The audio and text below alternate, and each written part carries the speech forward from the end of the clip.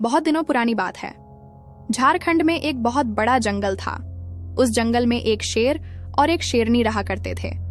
शेर जंगल का राजा था और वह बहुत ही न्यायप्रिय था। अगर जंगल के कोई जानवर कोई समस्या लेकर उनके सामने आते थे तो शेरराज उन समस्या का अच्छी तरह से हल निकालते थे। जंगल के सारे जानवर इसी वजह से अपने राजा को बहुत पसंद करते थे। एक दिन शेरराज अपनी पत्नी शेरनी के साथ गुफा के सामने बैठे थे। तभी वहां पर एक खरगोश और बंदर आया। महाराज, मुझे इस चिंटू बंदर के खिलाफ आपके पास शिकायत करनी है। इस बंदर ने तो हमारे नाक में दम करके रखा है। हम बहुत परेशान हैं। नाक में दम करके रखा है? मतलब क्या किया है इस बंदर ने? महाराज, मैं अपने बच्चों के साथ बैठकर गाजर खा रही थी। तभी यह बंदर वहाँ पर आया और हमारा गाजर छीन लिया। फिर वो पेड़ के ऊपर चढ़कर सारा गाजर खा लिया। यह सिर्फ आज ही नहीं, हर रोज ऐसा करता है और हम सब भूखे रहते हैं। आप कुछ कीजिए महाराज, हम सब बहुत परेशान हैं। महाराज, मुझे माफ कर दीजिए। मैं ऐसा काम दोबारा नहीं करूंगा। माफ कर दीजिए। तुमने जो काम किया है ये बिल्कुल अच्छा नहीं किया है। तुम सजा के हकदार हो। आज से अगले 1 महीने तक तुम खरगोश और उसके बच्चों के लिए हर रोज गाजर का इंतजाम करोगे। और अगर खरगोश ने बताया कि तुमने सही समय पर गाजर लाकर नहीं दी तो तुमको मौत का सजा सुनाया जाएगा। हाँ महाराज, आप जैसा कह रहे हैं मैं वैसा ही करूंगा। शेरराज इसी तरह से न्याय करता था और इस वजह से जंगल के सारे जानवर उसको बहुत पसंद करते थे। एक दिन शेर और शेरनी गुफा के अंदर बैठकर आपस में बात कर रहे थे। दोनों बहुत ही परेशान थे। महाराज, आप इतने दयावान और न्यायप्रिय राजा हैं, फिर भी भगवान ने हम दोनों को निसंतान क्यों रखा है? आज तक हमने तो कोई गलत काम नहीं किया है। यह ऊपर वाले का दान है और ऊपर वाले का दान तो ऊपर वाला ही जानते हैं। हम और तुम भला क्या अंदाजा कर सकते हैं? तुम दुखी मत हो शेरनी महारानी। इस तरह दिन गुजरता रहा, लेकिन शेरनी महारानी हर वक्त चिंता में डूबी रहती थी।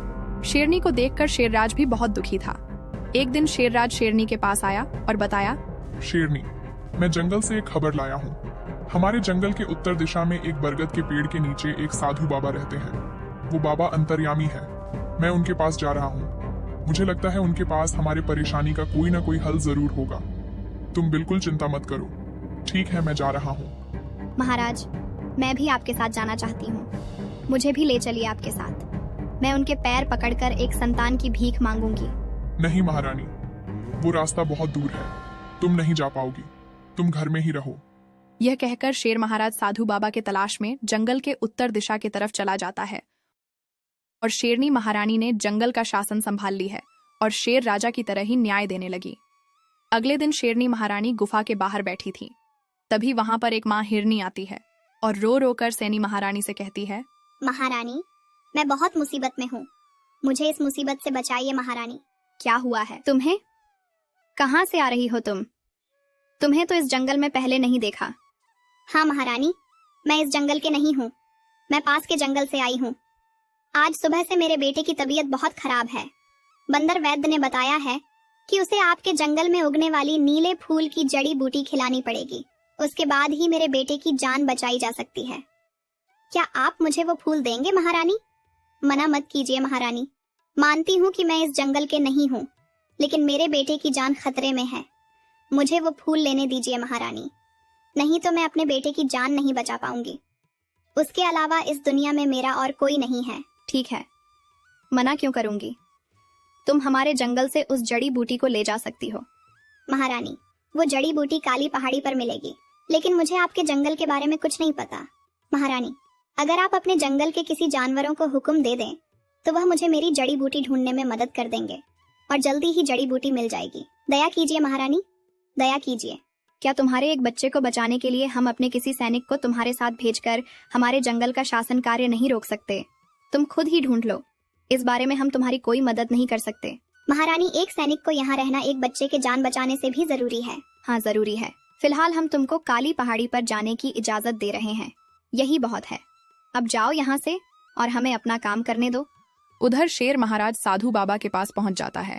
फिर सारी बातें साधु बाबा से कहता है। सारी बात सुनकर साधु बाबा कहते हैं, शेरराज, तुम एक दयालु और न्यायप्रिय राजा हो, इसलिए मैं तुम्हारी मनोकामना पूरी करूंगा। तुमको अवश्य संतान प्राप्ति का सुख मिलेगा। फिर साधु बाबा ने अपने सामने रखा हुआ एक आम के तरफ इशारा करते हुए कहा, इस आम को ले जाओ और अपनी पत्नी को खिला देना, फिर तुमको संतान प्राप्ति होगी। धन्यवाद साधु बाबा, आपका बहुत बहुत धन्यवाद। फिर शेर महाराज उस आम को लेकर अपनी गुफा में लौट आया। फिर शेरनी को सारी बात बताकर उस आम को खिला दिया। साधु महाराज की कृपा से शेरनी महारानी अगले दिन ही गर्भवती हो जाती है। फिर वह खुश होकर कहती है, देखिए शेर महाराज साधु बाबा की आशीर्वाद काम कर गई। अब बहुत जल्द हम दोनों माँ बाप बनने वाले हैं। अब हमारा सपना पूरा होने वाली है। साधु बाबा का बहुत बहुत धन्यवाद। सचमुच अब हमारा सपना पूरा होने वाली है। अगले दिन ही सैनी एक सुंदर बच्चे का जन्म देती है। बच्चे को देखकर उन दोनों के साथ साथ जंगल के जानवर भी बहुत खुश होते हैं। इस तरह पूरा दिन बीत जाता है। अब शाम होने वाली थी, लेकिन पूरे दिन बीत जाने के बाद भी बच्चा नींद से नहीं जागा। ना कुछ खाया, ना उठकर खड़ा हुआ। बच्चे को इस हालत में देखकर दोनों बहुत डर गए और जंगल का वैद्य भालू को बुलाते हैं। महाराज, इस बच्चे में कमजोरी बहुत ज्यादा है।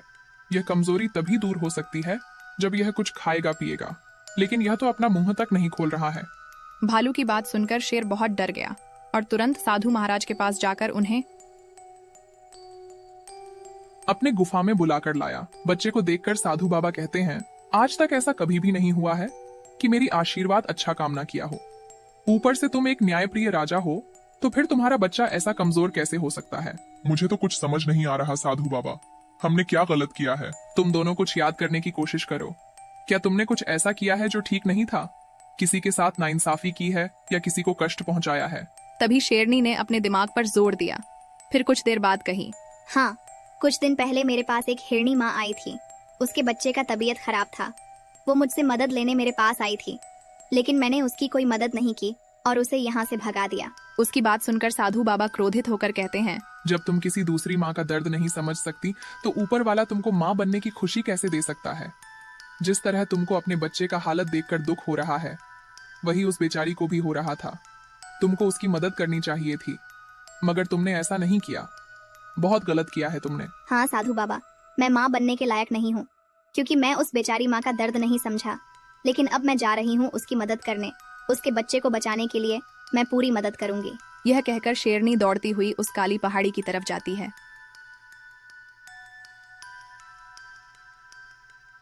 शेरनी ने बहुत जल्द काली पहाड़ी के नीचे पहुंच जाती है और वहां जाकर देखती है कि हिरनी माँ एक पेड़ के नीचे छुपकर खड़ी है, क्योंकि काली पहाड़ी के ऊपर चढ़ने वाले रास्ते में 2 लकड़बाघा बैठे थे।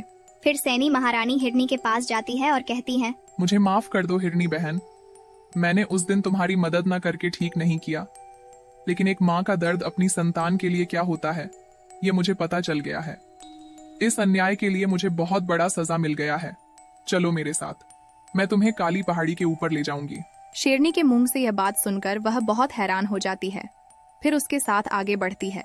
उधर हिरनी को देखकर दोनों लक्कड़बाघे के मुंह से पानी टपकने लगते हैं। अरे भाई देखो, एक हिरनी हमारी तरफ आ रही है। इसका मांस बहुत स्वादिष्ट होगा। हाँ भाई, मैं भी देख रहा हूँ, चलो इसका शिकार करते हैं। तभी शेरनी महारानी हिरनी को लेकर उनके सामने पहुंचती है और कहती है, हाँ, सिर्फ हिरनी नजर आ रही है और उसके साथ शेरनी महारानी नजर नहीं आ रही है ना? हाँ हाँ महारानी, आप भी हैं, मगर एक हिरनी के साथ कहिए महारानी, कैसे आना हुआ? सुनो, इस हिरनी के बच्चे की तबीयत बहुत खराब है। हमें जल्द ही उसको बचाने के लिए नीले फूल वाले पौधे की जड़ी बूटी चाहिए। हमें जल्द ही वहाँ पर ले चलो। हाँ हाँ महारानी, आप हमारे साथ आइए, हम आपको फूल बगीचे में ले चलते हैं। फिर दोनों लक्कड़बाघे ने हिरनी माँ और सैनी को काली पहाड़ी के फूल बगीचे में ले जाते हैं। कई घंटों के मेहनत के बाद उन्हें नीला फूल नजर आया। महारानी, यही है वो नीला फूल का पौधा, मैं इसे उखाड़ देता हूँ, ये लीजिए। तुम्हें धन्यवाद लकड़बाघा, तुम्हारी वजह से जल्द ही जड़ी मिल गया। फिर सैनी महारानी और हिरनी माँ जड़ी बूटी को लेकर दौड़ते हुए हिरनी के जंगल में पहुंचती है। फिर अपने घर में जाकर हिरनी माँ जल्द ही वह जड़ी बूटी अपने बच्चे को खिला देती है। जड़ी बूटी खाते ही हिरनी का बच्चा तुरंत उठकर खड़ा हो जाता है। फिर हेनी माँ ने सैनी महारानी को धन्यवाद कहती है। महारानी, आपका बहुत बहुत शुक्रिया।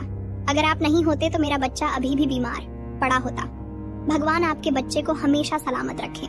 यह सुनकर सैनी को अपने बच्चे की याद आई और वह अपने जंगल की तरफ भाग गई। जब सैनी महारानी अपने गुफा के सामने पहुंचती है, तब वो वहां का नजारा देखकर हैरान हो जाती है।